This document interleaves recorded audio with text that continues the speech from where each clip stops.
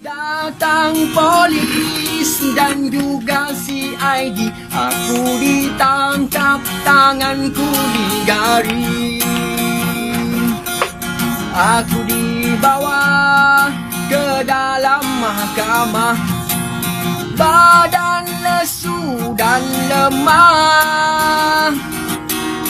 Tuan Hakim dah naik menyampah, buka rekodku bersepah-sepah.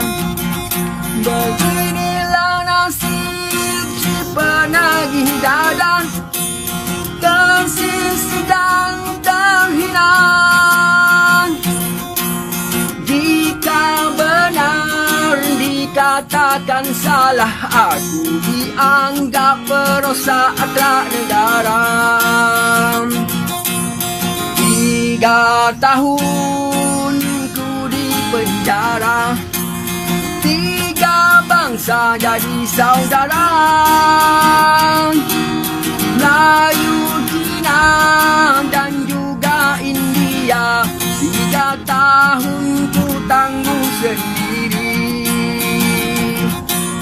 Jam 7 pagi sarapan diberi, kapla roti dan juga kopi.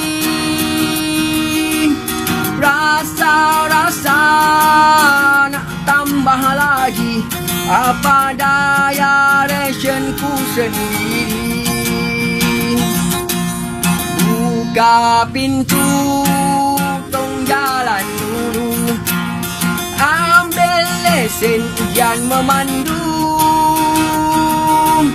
Master mandi kira satu-satu, kalau lebih kena cota kayu. Jam 2 petang nasi diberi, kuah kari ikan kering.